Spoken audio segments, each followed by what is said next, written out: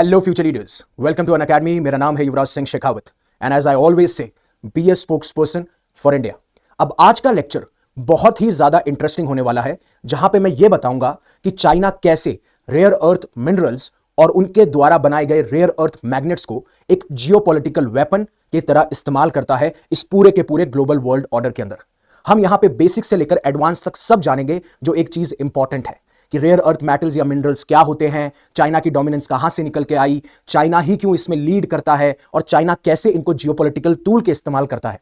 और इवन हम देखेंगे कि क्या इसका इंपैक्ट पड़ता है वर्ल्ड नेशंस पे। और ये जो रेयर अर्थ मिनरल है, क्या वो रियल में रेयर है या फिर इसके पीछे कोई और रीजन है या फिर ये एक मिसनोमर है। और ये मूव क्या ये पावर मूव है या फिर बैकफायर कर जाएगा चाइना को, ये भी हमें देखना होगा। इन हर एक चीज और एक पहलू के बारे में बात करेंगे। इसलिए मैं कह रहा हूं this is going to be a very very great lecture और आपको बहुत मजा आएगा। और आपका जो भी ओपिनियन हो, आपका जो भी कमेंट हो, प्लीज आप कमेंट सेक्शन में बताइएगा। और अगर आपको लेक्चर अच्छा लगता है तो प्लीज लाइक कीजिएगा। ये मेरी और मेरी टीम दोनों के लिए बहुत ही प्रोत्साहित और एक कह सकते हो एनकरेजिंग मूव होता है। तो चलिए शुरू करते हैं और मैं बेसिक से लेकर एडवांस तक आपको सब बताऊंगा, लेकिन ब्रीफली बताऊंगा क्योंकि टाइम की एक लिमिटेशन है।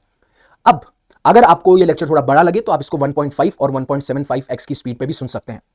अब होता यह है कि जब मैं बात करता हूं रेयर अर्थ मिनरल्स या मेटल्स की, तो ऐसे लगभग 17 मिनरल्स या मेटल्स हैं जो इस कैटेगरी के अंदर आते हैं।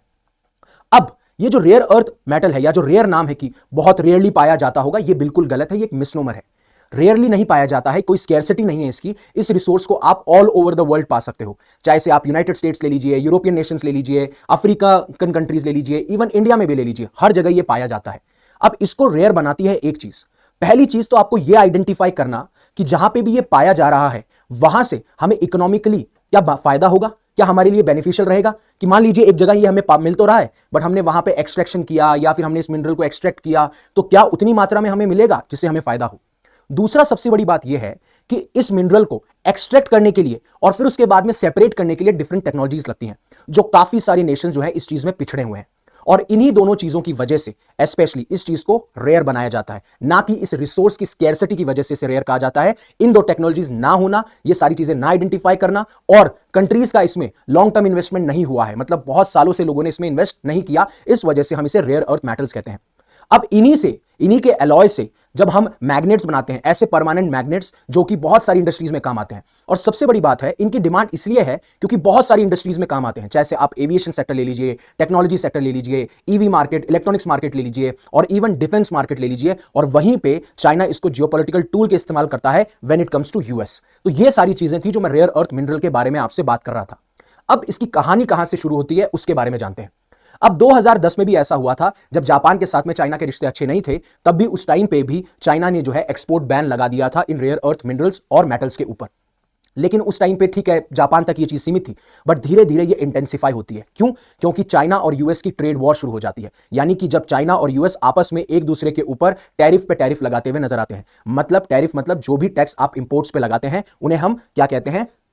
टैरिफ्स कहते हैं, जो भी टैक्स हम लगा रहे हैं। और ट्रेड वॉर में देखिए कोटास भी आएंगे, रेस्ट्रिक्शन भी आएगा, बैन्स भी आएंगे, टैरिफ भी आएंगे, ये सारी सारी चीजें आपके टैरिफ वॉर में आती हैं।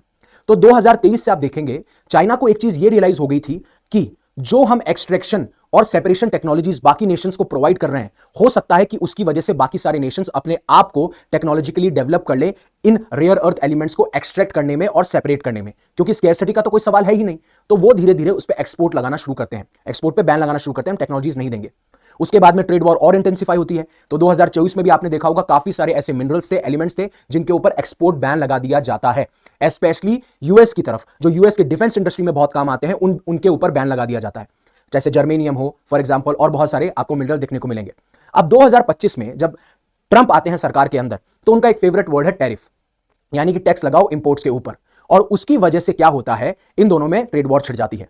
और जैसे ही अप्रैल 2 को रेसिप्रोकल टैरिफ लगाए जाते हैं, और उसके बाद में कभी चाइना यूएस पे टैरिफ लगा रहा है, कभी यूएस चाइना पे टैरिफ लगा रहा है, मतलब 100-150% टैरिफ लगाए जा रहे हैं। तो उसके बाद में अप्रैल 4 को चाइना ये डिसीजन लेता है कि अब हम कुछ और मटेरियल्स का और मेटल्स का और मिनरल्स का बैन लगा देंगे। लेकिन उसमें सबसे खास बात होती है कि जो एक्सपोर्ट रेस्ट्रिक्शन लगाया जाता है, अब उन्होंने ये कहा है कि जो भी चाइनीज कंपनीज या फिर जो भी मैन्युफैक्चरर चाइना के अंदर इनको प्रोड्यूस कर रहा है, मैन्युफैक्चरिंग कर रहा है, उसको पहले लाइसेंसेस लेने होंगे मिनिस्ट्री ऑफ कॉमर्स से, तब जाके आप उन मटेरियल्स को एक्सपोर्ट कर पाओगे। और ये टारगेट किया जा रहा था यूएस, स्पेशली उनकी डिफेंस इंडस्ट्री को। हालांकि टेस्ला के मार्केट पे भी फर्क पड़ेगा, लेकिन जैसे लॉकहीड मार्टिन हो गई और जो भी डिफेंस इंडस्ट्रीज हैं जो इनके ड्रोन्स बनाती हैं, रोबोट्स बनाती हैं, इवन फाइटर एयरक्राफ्ट बनाती हैं, उनमें इन मेटल्स का और इन मैग्नेट्स का बहुत बड़ा रोल है। तो यहां से चीजें शुरू होती हैं। तो यहां तक आपको समझ में आ गया कि मैं बात कर रहा हूं कि क्या रेयर अर्थ मेटल्स होते हैं, क्या क्यों ये एक मिसनोमर है, स्कैरसिटी नहीं है, चाइना और बाकी नेशंस में क्या कंपैरिजन था, कि किस तरीके से मैंने टेक्नोलॉजीज की बात करी और किस तरीके से इन्होंने बहुत लॉन्ग टर्म इन्वेस्टमेंट किया, और रिसेंटली अभी ये पिक्चर में क्यों आता है। तो क्या ये पावरफुल मूव बनेगा या ब्लंडर बनेगा, उसके बारे में भी हम जानेंगे। यहां तक आपको ये चीजें समझ में आ गई। अब मैं आपको एक चीज और बताना चाहता हूं। बताने का मतलब यह है कि क्या ऐसा हुआ कि चाइना ने अपने आप को इसमें एक डोमिनेंस बना लिया, मतलब डोमिनेंट प्लेयर निकल के आया। उसके पीछे 3-4 रीजन हैं। पहला रीजन आपको यह देखना पड़ेगा, जहां पे बाकी कंट्रीज बहुत लेट थी, चाइना ने इन टेक्नोलॉजीज पे, चाहे वो एक्सट्रैक्शन टेक्नोलॉजीज हो, माइनिंग टेक्नोलॉजीज हो, सेपरेशन टेक्नोलॉजीज हो, राइट, उन पे 1980 से ही काम करना शुरू कर दिया था। उन्हें पता था कि आने वाले टाइम पे ये बहुत बड़ी चीज बनेगी और हम इसको लेवरेज और कैपिटलाइज करेंगे पूरे के पूरे वर्ल्ड ऑर्डर के अंदर। तो तब से ये जो है, इनको चाइना जो है फंड भी करता है कंपनीज को, इनको सपोर्ट भी करता हुआ नजर आता है। और इवन आपको पता है कि चाइना की पॉपुलेशन उस टाइम पे बहुत ज्यादा थी, अब तो धीरे धीरे गिर रही है, बट अभी भी पॉपुलेशन ज्यादा है, तो उनको चीप लेबर भी अवेलेबल हो जाता था। और तीसरा सबसे बड़ा बात कि जो एनवायरमेंट के रेगुलेशंस थे वो बहुत ही लीनियंट कर रखे थे। क्यों? क्योंकि जब ये प्रोसेस होती है तो उसमें काफी सारा रेडियो एक्टिव वेस्ट निकलता है, जिसकी वजह से चाइना ने ये डिसाइड किया कि हम जो है थोड़े लीनियंट रखेंगे एनवायरमेंट रेगुलेशन, हमें लॉन्ग टर्म खेलना है। तो पहला क्या हुआ, इन्होंने जल्दी स्टार्ट किया। दूसरा, इन्हें पता था कि ये रिसोर्सेज जो है बहुत सारे कॉन्टिनेंट्स पे और कंट्रीज में अवेलेबल हैं, बट इंपॉर्टेंट ये है कि क्या आप टेक्नोलॉजी डेवलप कर पा रहे हो, तो उन्होंने उस पर काम किया। तीसरा, फंड किया रिसर्च को, फंड किया एक्सट्रैक्शन को, फंड किया कंपनीज को। चौथा, एनवायरमेंटल रेगुलेशंस को कम किया। और धीरे धीरे धीरे धीरे बहुत सारी जो कंपनीज इसमें काम कर रही थी, उनको फिर धीरे धीरे स्टेट ओन्ड एंटरप्राइजेस बनाने लगे, जिससे कि चाइना का कंट्रोल इन सारी कंपनीज के ऊपर हो। इस तरीके से वो डोमिनेंस कर पाती हैं।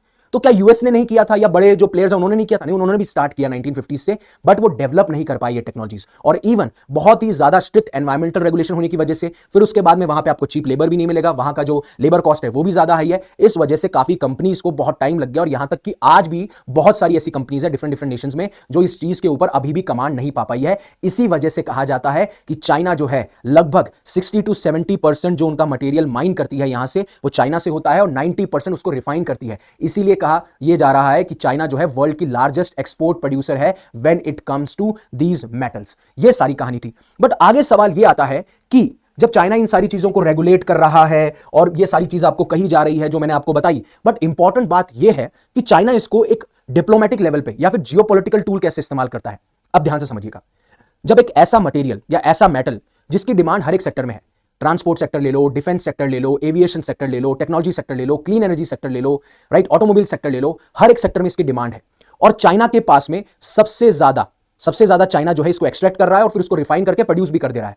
तो हर एक सप्लाई चेन में, राइट, जो पूरा सप्लाई चेन है कि मटेरियल यहां से आएगा, फिर इसका रॉ मटेरियल का फिनिशिंग होगा, फिर यहां से लगेगा, फिर एक्सपोर्ट किया जाएगा, उसके अंदर पूरा का पूरा जो रोल है वो चाइना का है। मैक्सिमम मेजॉरिटी लेवल पे जब मैं बात करूं, तो जहां जहां पे ये माल जा रहा है, जिस जिस कॉन्टिनेंट पे माल जा रहा है, जिस जिस नेशन के पास माल जा रहा है, अगर ये एक्सपोर्ट बैन करते हैं या फिर रेस्ट्रिक्शन लगाते हैं तो सप्लाई चेन पे इंपैक्ट आता है, राइट। तो पहली चीज तो ये आपको देखने को मिली। और सबसे बड़ी बात, इसको एज अ वेपन इस्तेमाल किया जाता है जब भी कोई ट्रेड डिस्प्यूट या ट्रेड वॉर हो। फॉर एग्जांपल यूनाइटेड स्टेट्स के साथ में जैसा किया गया, और शायद उसी वजह से यूनाइटेड स्टेट्स और चाइना ने अभी एक एग्रीमेंट साइन किया, उसका फ्रेमवर्क बनाया, और डोनाल्ड ट्रंप ने उसके बारे में डिक्लेरेशन भी किया कि हां, हमारे पास में आने वाले टाइम पे रेयर अर्थ मैग्नेट्स और मिनरल्स का एक्सेस रहेगा। लेकिन क्या कंडीशन रखी गई है उसके बारे में बाद में बात करेंगे।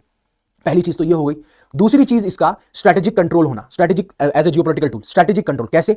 ये इस सप्लाई को अफेक्ट इसलिए करते हैं कि बाकी जो फॉरेन कंपनीज हैं वो मजबूर हो जाएं कि चाइना में आके हम मैन्युफैक्चरिंग करेंगे, जो कि इकोनॉमिकली हमें भी फायदा देगा, और बाकी कंट्रीज में नहीं करेंगे, जिससे टेक्नोलॉजी ज्यादा डेवलप ना हो, राइट। तीसरा, मिलिट्री डिफेंस कैपेबिलिटीज। अब यूएस की पूरी इंडस्ट्री, मैक्सिमम जो डिफेंस इंडस्ट्री है वो इन मेटल्स पे, इन मैग्नेट्स पे डिपेंड करती है। अगर चाइना ने रेस्ट्रिक्शन लगा दिया, बैन लगा दिया, तो यूनाइटेड स्टेट्स की डिफेंस कैपेबिलिटीज वीक हो जाएंगी और चाइना की कैपेबिलिटीज बढ़ जाएंगी। ये सारी चीजें हैं, तो एज ए जियोपॉलिटिकल टूल इसको इस्तेमाल किया जाता है। यहां तक आपको समझ में आ चुका होगा। ये जो कहानी थी वो मैं आपको ऑलरेडी बता चुका हूं।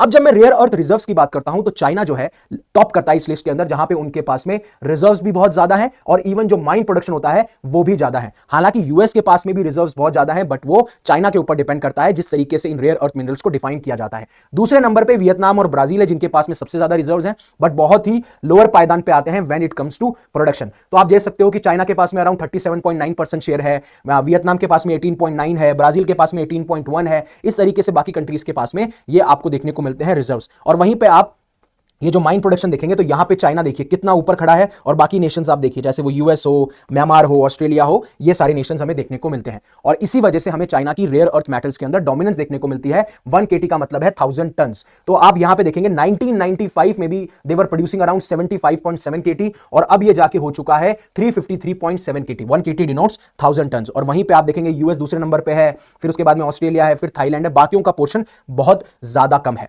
अब आगे बढ़ने से पहले जो मैंने आपको सारी चीजें बताई, उससे पहले अनअकैडमी आपके लिए लेके आया है। अगर आप यूपीएससी सिविल सर्विसेज का सपना देखते हैं, आप अच्छे एजुकेटर्स के साथ पढ़ना चाहते हैं, मुनाल सर, सुदर्शन सर, हमारी जो इंग्लिश टीम है जिसमें सरमत सर, मुकेश सर, अभिषेक सर, चेतन सर जो हैं बहुत ही एक्सपीरियंस लोग हैं, जिन्होंने 10 से 12 साल 15 साल हो चुके हैं उनको पढ़ाते हुए, अगर आप उनके साथ में जुड़ना चाहते हैं तो अनअकैडमी आपके लिए कोर्स लेके आया है 19,999 में, जो कि अवेलेबल है, जो कि जिसमें कि आपको 12 मंथ का फ्री एक्सटेंशन मिलेगा, और आप मेरा कोड यूज कर सकते हो यूवी पाजी वाला यूवी, उन्होंने मार दी 50।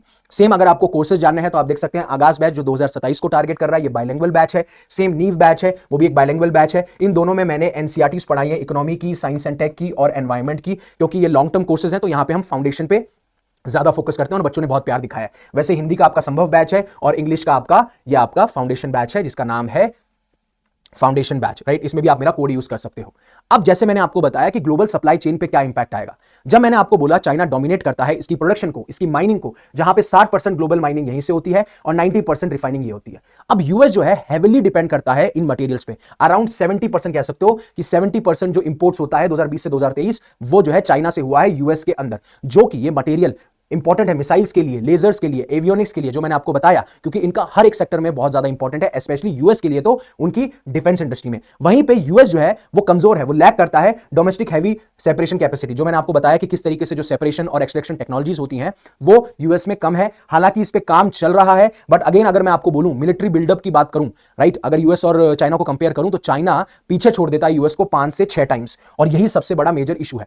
फिर दूसरा सेक्टर है आपका टेक्नोलॉजी और ऑटोमेटिव। अब ये मटेरियल्स आपको सेमीकंडक्टर में हेल्प करते हैं, आपको इलेक्ट्रिक व्हीकल्स में हेल्प करते हैं, और बताऊंगा कि किस तरीके से ये इंपैक्ट कर रहे हैं इंडिया को और इंडिया क्या सॉल्यूशन देख रहा है इसके पीछे। अब इसमें होगा क्या कि जब इनकी शॉर्टेजेस हो जाएगी तो पहली तो ग्लोबल सप्लाई चेन डिसरप्ट होगी, यूएस को डिफेंस इंडस्ट्री ठप पड़ जाएगी या फिर थोड़ी सी कम हो जाएगी। साथ साथ में जब सप्लाई नहीं हो रहा तो प्राइस भी बढ़ेगा, राइट, क्योंकि मटेरियल अब आ नहीं रहे तो प्राइस बढ़ेगा, और धीरे धीरे प्रोडक्शन डिलेज भी आएंगे जो हमें यहां पे देखने को मिलते हैं, और कहा जाता है कि इसकी वजह से आप देखेंगे प्राइस 500% तक बढ़ सकते हैं, राइट, कुछ कुछ चीजों में। फिर वहीं पे यूएस फर्म जैसे आरटीएक्स और हनीवेल जो कि पूरे के पूरे चाइनीज रेयर अर्थ एलिमेंट्स पे डिपेंड करती है फॉर एवियोनिक्स, और वो सप्लाई रिस्क देख सकती है इन सारी की सारी चीजों में।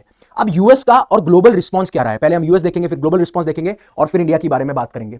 अब यूएस ने जो है काफी सारा इन्वेस्टमेंट किया है, जैसे मैं डोमेस्टिक की इंडस्ट्रीज की बात करूं या फिर जो सप्लाई चेन यानी कि दूसरे मार्केट्स को भी इन्होंने एक्सप्लोर करना शुरू किया है। फॉर एग्जांपल एक उनका एमपी मटेरियल का प्रोजेक्ट चल रहा है कैलिफोर्निया में, लाइनस में, टेक्सास में, बट अभी भी ये जो है उस टेक्नोलॉजी को एस्टैब्लिश नहीं कर पा रहे हैं, बहुत टाइम इनमें लगने वाला है। वहीं पे अगर जो रिसाइकलिंग इनिशिएटिव्स है वहां पे कहा जाता है फिनिक्स टेलिंग्स जो है वो एम कर रहा है 2027 तक हम 4000 टन एस्टैब्लिश कर लेंगे, बट अभी तक ये गैप को इसको फिल नहीं कर पाया है, और इसी जैसे international partners for example Australia, Brazil, south Africa, ये पोटेंशियल सोर्सेस उभर के आ रहे हैं, बट अभी भी इनकी भी प्रोसेसिंग जो है अंडर डेवलप्ड है चाइना के कंपैरिजन में। तो सारी दिक्कत यहीं पे है कि एक तो आपके पास में सेपरेशन टेक्नोलॉजी नहीं है, एक्सट्रैक्शन टेक्नोलॉजी नहीं है, उसकी वजह से आप एक्सट्रैक्ट नहीं कर पाते, फिर आप रिफाइन नहीं कर पाते, और यही सारी चीज जो है सप्लाई चेन को इंपैक्ट करती है।